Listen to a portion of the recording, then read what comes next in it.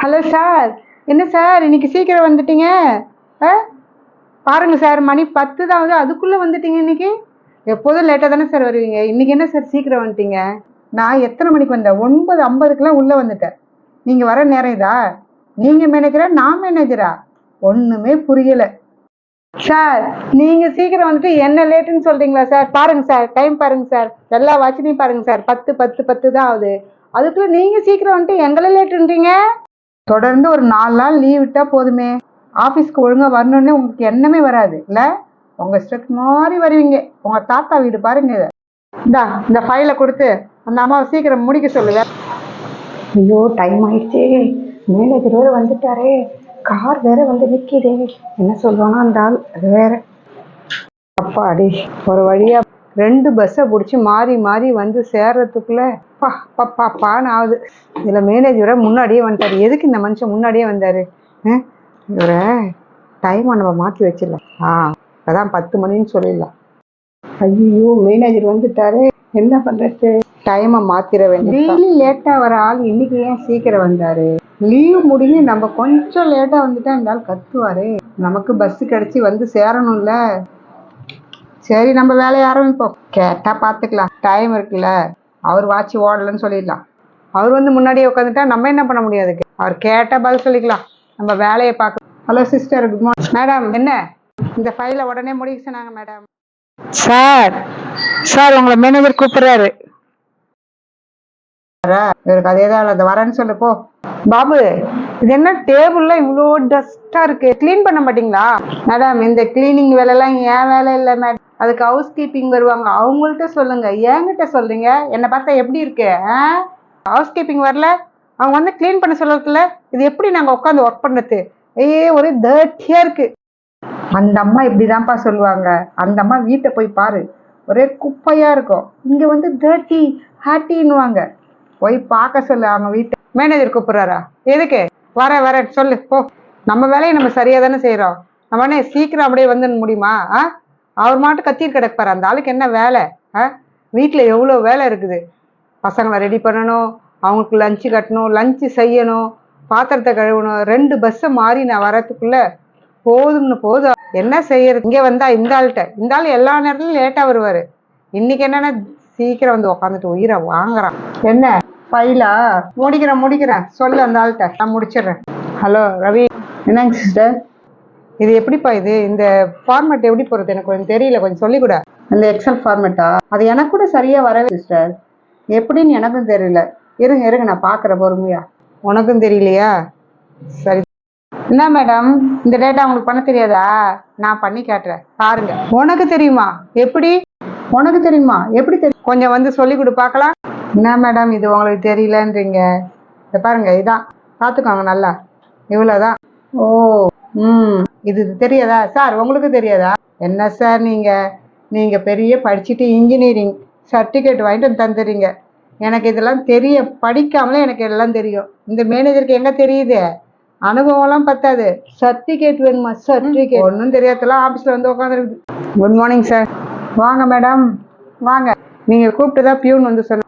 Time என்ன ஆகுது தெரியுதா இல்லையா? சார், நான் லேட்டாக வரல சார். உங்கள் விஷயத்துக்கு வரீங்க, உங்கள் அப்பா வீட்டு மாதிரி வரீங்க போறீங்க. என்ன இது? நான் ஒரு மேனேஜர், எப்படி வந்து உட்காந்துருக்குறேன், டைமுக்கு உட்காந்துருக்கேன். என்ன நினச்சிட்டு இருக்கிறீங்க நீ? சார், நீங்கள் வேணால் பாருங்கள் சார், என் டைமில் இப்போ தான் சார் 10:05. ஆஃபீஸ்க்குள்ளே வந்துட்டேன்ல சார். சும்மா நீங்கள் வேற எதையாவது ஒன்று சொல்லிகிட்டே இருக்காதீங்க சார். 10:30லாம் ஆகலை, 10:10க்குள்ளே வந்துட்டேன் உள்ள. நாங்கள் ஊருக்கு போயிருந்தோம். ஊருக்கு போயிட்டு வர வேணாமா? பஸ்ஸை பிடிச்சி வர வேணாமா? வந்து வீட்டில் வந்து பசங்களெல்லாம் ரெடி பண்ணி ஸ்கூலுக்கு அனுப்பிட்டு தான் சார் வரணும். எங்கள் நிலைமையும் கொஞ்சம் யோசிச்சு பாருங்க சார். உங்களுக்கு என்ன சார், நீங்கள் மட்டும் கார் எடுத்துகிட்டு ஜாலியாக வந்துடுறீங்க. நாங்கள் எத்தனை பஸ்ஸை மாறி வரோம். எங்களுடைய கஷ்டம் உங்களுக்கு எங்கே சார் புரியுது? இவங்களுக்குலாம் நிஜமாலுமே நம்ம வீட்டு நிலைமை தெரிஞ்சா அதோ கதி. பேச்சுலர் ஒர்க்னா ஈஸியா? காலையில் எழுந்து பேஸ்ட் எடுத்து ப்ரஷ்ஷில் வச்சு அதை பல்ல தேய்ச்சி தண்ணியை திறந்து ஹாட் வாட்டர் வருதா வரலையான்னு தெரியாமல் அதை ஒரு குளித்து ட்ரெஸ்ஸை மாற்றி டிஃபனுக்கு ஒவ்வொரு இடமா தேடி பார்த்து சாப்பிட்டுட்டு ஆஃபீஸ்க்கு வரத்துக்குள்ளே எங்கள் பாடு இருக்கே, எவ்வளோ கஷ்டம் தெரியுமா? இவருக்கு எங்கே தெரிய போகுது? சார் கூப்பிட்டீங்களாமே, என்ன விஷயம் சார்? நீங்க எப்போ வந்தீங்க? மேனேஜர் சார், நான் முன்னாடியே வந்துட்டேன் சார். ஃபிங்கர் பிரிண்ட்ல பாருங்க சார், என் டைம் தெரியும். லேடிஸ் எல்லாம் மருதாணி வச்சுட்டோன்னே அவங்க ஃபிங்கர் பிரிண்ட் வரலன்னு அவங்க சைன் இஷ்டத்துக்கு போட்டுட்டு போயிடுறாங்க. உங்களுக்கு அதெல்லாம் எங்க சார் தெரியுது? டைம் 10 தானே சார் ஆகுது. உங்க டைமை பாருங்க சார் ஃபர்ஸ்ட். நீங்க டைமை மாத்தி வச்சுட்டு டைம் ஆயிடுச்சுன்னு சொல்றீங்க. என்ன சார் இது? என்ன எல்லாரும் ஒரே மாதிரி சொல்றாங்க? ஒருவேளை என் டைம் தான் ஃபாஸ்டா ஓடுதா? எப்படி இது? உங்களுக்கு என்ன சார், ஜாலியா ஒய்ஃப் வீட்டில் சமைச்சு கொடுக்குறாங்க, நீங்க அழகா தூக்கிட்டு வந்துடுறீங்க. எங்க நிலைமை அப்படியா? நாங்க ரோடா எந்த கடையில நல்லா இருக்குன்னு தேடி தேடி பார்த்து சாப்பிட வேண்டியதா இருக்குது. எங்க பழப்பு அப்படி இருக்கு சார். அப்ப நாங்க இந்த வேலையெல்லாம் செய்யாம தான் சீக்கிரமா வரோமா? நாங்களும் இந்த வேலையை செஞ்சுட்டு தான் வரோம். பல்லு விளக்குறது, குளிக்கிறது, இதெல்லாம் ஒரு வேலையா?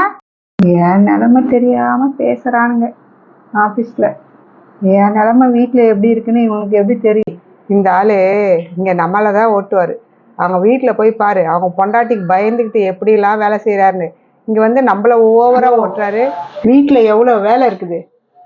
நீ மாட்டும் என்ன அப்படியே ட்ரெஸ் மாட்டிட்டு கிளம்புனா, ஆபீஸ் கிளம்புனா இந்த பாத்திரத்துலாம் தேய்ச்சிருப்போம். ஆபீஸ்ல நான் எவ்வளவு பெரிய மேனேஜரு, என்ன போய் பாத்திரம் தேய்க்க சொல்ற? எத்தனை பேரை நான் சமாளிக்கிறேன் ஆபீஸ்ல, வேலை பாக்குறேன் வேலை. இவளை என்னால சமாளிக்க முடியலையே. எவ்வளவு பெரிய ஆள்லாம் என்ன கீவுல வந்து நின்று பாப்பா. இவகிட்ட பேச முடியுமா? பேச முடியாது. எல்லா நிலைமையும் இப்படிதான், எல்லா ஹஸ்பண்டோட நிலைமையும் இப்படிதான். உண்மை தானே? எனக்கு வந்து மெயிலுக்கு எல்லாம் ரிப்ளை பண்ணிட்டேன். மேனேஜருக்கு அதை ஃபாலோ பண்ணிட்டேன். ஆனாலும் எக்ஸ்ட்ரா வேலை கொடுத்துக்கிட்டே இருப்பாரு இந்த மேனேஜர். நம்ம வேலை செய்யற மாதிரியே ஆக்ஷன் பண்ண வேண்டியதுதான், வேற வழி. ஒரே தலை வலிக்குது. வந்த வேலையை முடிச்சாச்சு, போய் ஒரு டீயை குடிச்சிட்டு வரலாம். என்ன சிஸ்டர் இப்படி சொல்றீங்க? பேச்சுலருக்கு வேலையே இல்லையா? நாங்களே காலைல கிளம்பி ஒவ்வொரு இடத்துலையும் நாங்கள் தாண்டி வரத்துக்கு எவ்வளோ கஷ்டப்படுறோம் தெரியுங்களா? நீங்கள் என்ன ஃபேமிலியில் இருக்கீங்க, உங்கள் ஹஸ்பண்ட் கூட்டு வந்து உங்களை அழகாக வண்டியில் ஏற்றி விட்டுறாரு. நான் வீட்டில் எல்லாத்தையும் க்ளீன் பண்ணிட்டு நானே தானே கிளம்பி வரணும். எங்களுக்கு எவ்வளோ வேலை இருக்குது தெரியுங்களா? அப்போ நான் வேணும்னா பொண்ணு பார்க்கட்டுமா உனக்கு? இந்த சம்பளத்துக்கு இவன் கூட எப்படி குப்பை கொட்டுறதுன்னு எந்த பொண்ணு ஒத்துக்க மாட்டேறா சார் கல்யாணம் பண்ண. நான் என்ன சார் செய்வேன்? அப்ப சம்பளம் அதிகமா கொடுத்தாதான் உனக்கு பொண்ணு தருவான். இப்போ உனக்கு யாரும் பொண்ணு கொடுக்க மாட்டான், உன் சம்பளத்துக்கு தான் பொண்ணு தருவான். அப்படிதானே? நீங்க வேணா ஒரு நல்ல பொண்ணா பார்த்து சொல்லுங்க சார், நான் கல்யாணம் பண்ணிக்கிறேன். நான் எங்க தூங்குறேன், யோசிக்கிறேன். என்னன்னோ ஓடுது மண்டையில. இங்க வந்தோடனே வேலையெல்லாம் நடக்கணும்னு இந்த மேனேஜர் மூஞ்ச பார்த்தோன்னே வேலையே நடக்கல, ஒன்னும் வர. இன்னைக்கு கொடுத்த வேலையெல்லாம் முடிச்சாச்சு, அவ்வளவுதான். என்ன செய்யலாம்? போர் அடிக்குது. இங்க சினிமாவுக்கு போலாமா? இந்த ஆளுக்கு எப்படி பர்மிஷன் கேட்கறது? லீவுக்கு போயிட்டு வரப்ப எங்க அம்மா என் கூடயே வந்தாங்க. அவங்களுக்கு உடம்பு முடியலன்னு சொல்லிட்டு போக வேண்டியதுதான். இந்த ஆளு கிடக்குறாரு, சினிமாவுக்கு போக வேண்டியதுதான். உங்க அம்மாவுக்கு உடம்பு சரியில்லையா? இது சொல்லவே இல்லை, இப்போ வந்து சொல்ற. மக்களே லைக் பண்ணுங்க, ஷேர் பண்ணுங்க, சப்ஸ்கிரைப் பண்ணுங்க, கமெண்ட்ஸ் போடுங்க. மீண்டும் அடுத்த வீடியோல பார்க்கலாம்.